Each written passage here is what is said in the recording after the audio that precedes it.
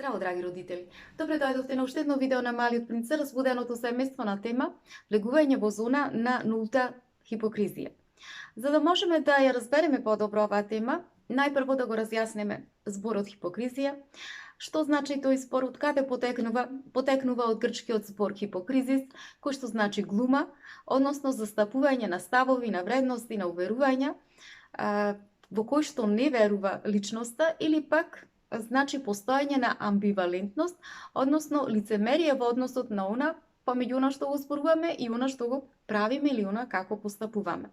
Авторката Шефали во својата книга ни објаснува како во почетокот жалела за денот кога го научила своето дете што значи зборот да се биде лицемер, затоа што после тоа постојано незиното дете ја повикувала на незината несогласеност, значи во секоја прилика, и таа и велела работи како например: мамо, ти ми велеш да се тргнам од Инстаграм, ама ти цело време си на Фејсбук. Зарем тоа не е лицемерие?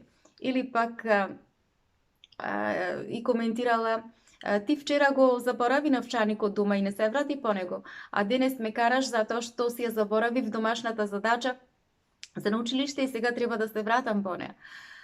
Значи, иако авторката Шефали во тој момент толку многу и се лутело на незината ќерка, толку многу и замерувала, затоа што била премногу свесна за незините слабости, сепак на крајот била многу благодарна за тоа што ја потсетувала дека треба да ја прости. И додека ние како родители го отворуваме ова учење, стануваме свесни за тоа нешто, сваќаме колку навистина всушност сме биле лицемерни во односот со нашите деца. И ако ние ги прашаме нашите деца секој пат да ги забележуваат сите оние моменти кога ние сме лицемерни со нив, сигурно дека списокот за миг би се наполнил. И навистина во таквите моменти ние не би се чувствувале убаво, не би ни се допаѓале тоа, затоа што една страна, значи, тоа би значело осуда спрема нас. Меѓутоа, навистина е потребно тоа да го направиме, да побараме повратни информации од страна на нашите деца, бидејќи на тој начин нашите деца нас не учат како да бидеме искрени, значи да се вратиме на искреноста, меѓутоа истовремено и да бидеме внимателни, да бидеме љубезни за време на таа размена кога ја правиме. И во својата книга авторката Шефали објаснувала, изјавувала: јас се воодушевувам секогаш кога моето дете ќе ја забележи мојата лицемерност, затоа што ме освестува во тој момент, затоа што навистина јас сакам да знам, сакам да се променам, сакам да живеам еден подреден живот.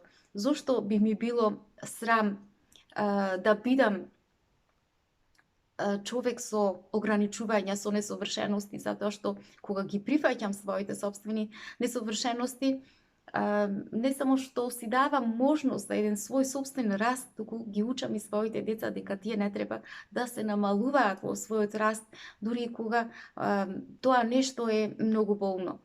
И ние кога би им дозволиле на нашите деца да се занимаваат со нас преку еден реципрочен начин, на еден отворен начин, тие сигурно би ни кажале работи како што се, например, вие ни кажувате дека треба да исчистиме собата, меѓутоа дали сте ја погледнале вашата соба колку е чиста? Ни велите да бидеме активни, да вежбаме постојано, меѓутоа кога не сме ви виделе вас последно време, вие да се занимавате со себе на физички план. Вие не советувате колку е лошо да бидеме цело време пред екраните, меѓутоа ние постојано ве гледаме како сте или на лаптоп или пред мобилен. Вие ни велите да не зборуваме за луѓето зад нивниот грб, ама секогаш вие ги зборувате другите со вашите пријатели.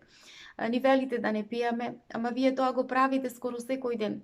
Ни кажувате да не пишуваме пораки кога возиме во автомобил, ама ние ве гледаме дека тоа го правите секојдневно.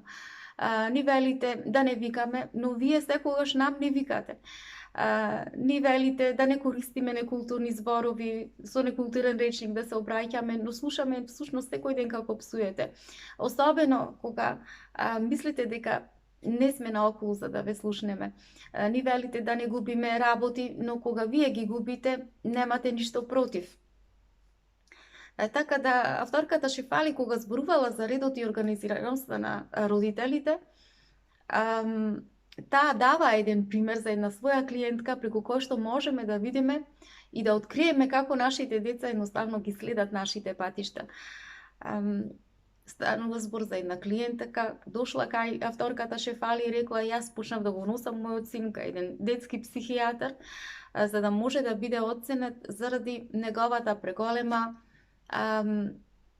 хиперактивност, немирност, па тој е насекаде со својот ум, не може да се снајде во работите кои што му се потребни дома, постојано ги губи работите, не е организиран, доста ми е од тоа јас да си го спасувам детето, значи треба да ја погледнете неговата соба па да разберете зошто е тој таков. Меѓутоа, кога во сите ситуации кога авторката Шефали ги слушала родителите како постојано се жалеле од своите деца, се поплакувале родителите, кога нивното дете било расеано, кога значи не можело често пати да ги најде работите во својот дом, таа ја испитувала прво организираноста на родителите и ги прашувала со прашањето: ако сега јас дојдам во овој момент кај тебе дома на гости, ќе можеш ли да ми кажеш колку време ќе ми биде потребно за да можам да најдам молив и гума во вашиот дом? И тогаш родителите изненадени од тоа прашање, и ова родителка рекла: па знаете, јас работам полно работно време и многу ми е тешко да можам да го организирам својот дом, особено затоа што имам 2 машки деца, и сега ако дојде време, овај момент да дојдете во мојот дом да ги побарате тие работи, па сигурно за моливот можеби ќе треба време да го најдете, меѓутоа за гумата не гарантирам дека воопшто ќе ја најдете, затоа што јас насекаде низ мојот дом имам голем број на работи. И што значи дека авторката Шефали воопшто не морала понатаму да ја објаснува на родителката каде води овој разговор, затоа што и таа самата ја сватила поентата. Што значи дека како и голем број на родители, така и ова мајка некако имала фантазија во својата глава дека ќе може нејзиното дете да ги собере вештините кои што таа сакала да ги има нејзиното дете, само заради нејзината желба од една страна и со тоа што мислела дека со постојано зборување дека нејзиното дете ќе ја свати таа порака. Меѓутоа, токму се случувало обратното, нејзиното дете ја сваќала пораката дека всушност е во ред да се биде неорганизиран и е во ред да се биде неуреден. Исто така таа се среќавала и со секојдневно со голем број на родители кои што ги мачеле своите деца да вежбат на инструменти. И колку забележувала дека колку повеќе биле поскапи инструментите или поскапи часовите, толку повеќе и родителите се нервирале околу тоа. И кога авторката Шефали дава свој пример, свој личен пример за неа и за нејзината ќерка, кога дошло време да ја запознае нејзината ќерка со пијаното, всушност сватила дека тоа нешто го направила затоа што и самата таа како дете свирела на пијано. И сакала и нејзината ќерка истото тоа да го прави. Меѓутоа, единствениот проблем бил што авторката Шефали веќе долги години не свирела повеќе и знаела дека доколку сакала тоа нешто да го отелотвори кај своето дете, да го отелотвори верувањето дека свирењето е инструмент кој што е добар за душата, тоа значело дека повторно таа ќе мора да почне да свири.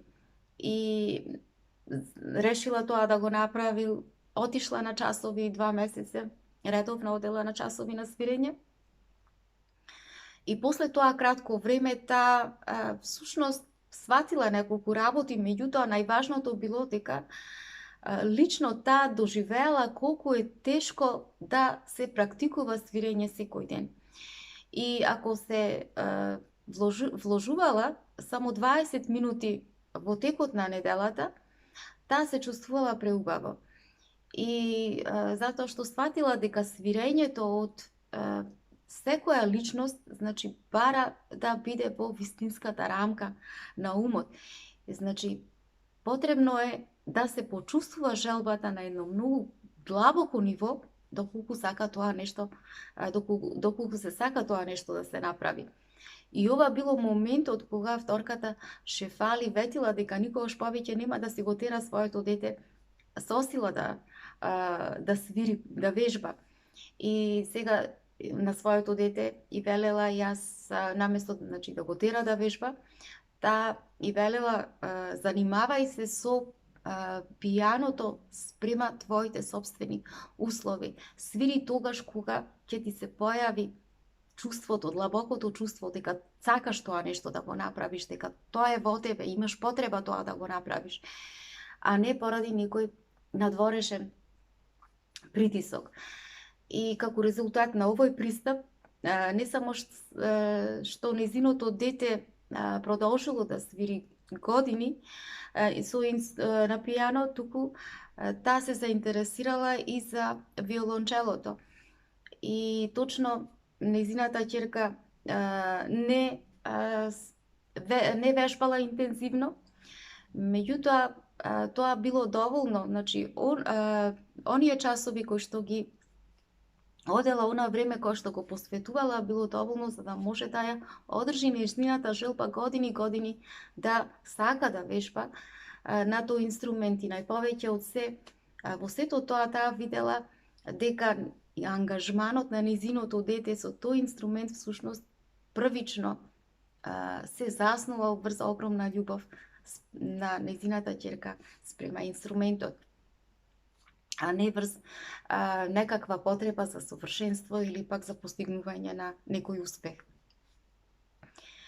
И Шефали во својата книга за разбуденото семејство објаснува како всушност чувствувала дека повеќето деца престануваат да свират на инструмент или престанувале да се занимаваат со своето омилено хоби само затоа што не затоа што тоа повеќе не им се допаѓало, туку само затоа што некое возрасно лице влегло во равенката, ги измешало работите и само со тоа што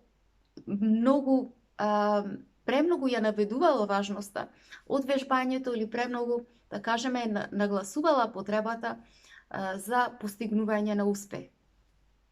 Значи, децата на тој начин добиваат порака дека нивниот однос со инструментот не може повеќе да биде природен, не може повеќе да биде личен, туку тој треба да се базира и да се засновува врз надворешни критериуми за успехи. Ова е всушност најсигурниот начин за да почне детето да губи било каков интерес, за да може да свири со одреден инструмент. Меѓутоа, ако се остават децата да можат самите тие да си го разберат односот со инструментот, најверојатно е дека тие ќе продолжат понатаму и во добата на зрелоста да свират, без тие да мора да бидат зашеметени, без да мора да бидат туркани, без да мора да имаат голем притисок од надворешни фактори. Тоа значи дека отелотворувањето започнува секогаш од нивото на чувството. Значи, ние ако не чувствуваме, не се чувствуваме на начин на кој што ние сакаме тоа нешто нашите деца да го чувствуваат за одредена работа, се разбира дека децата наши ќе ја прифатат нашата амбивалентност. Значи, ако нашите деца чувствуваат одреден степен, одредена доза на отпор кај нас, одредена доза на страв, тие ќе го инкорпорираат тоа кај нив.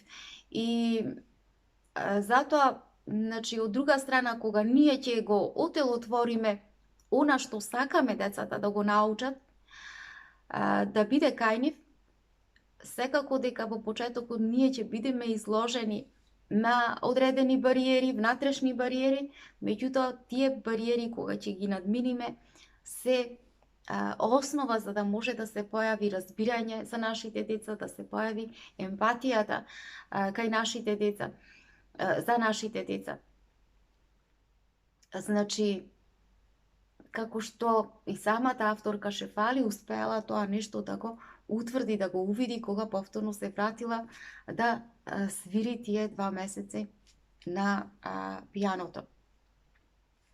Значи, отелотворувањето е единствениот пат кој што води до создавање на емпатијата. Всушност, тој е патот во кој што ние како родители ќе можеме да се впуштиме во едно длабоко дружење со нашите деца, држејќи се за рака како сопатници низ процесот на родителствувањето, застанати еден до друг. Драги мои, тоа би било се за ова видео. Имајте убав ден, се гледаме.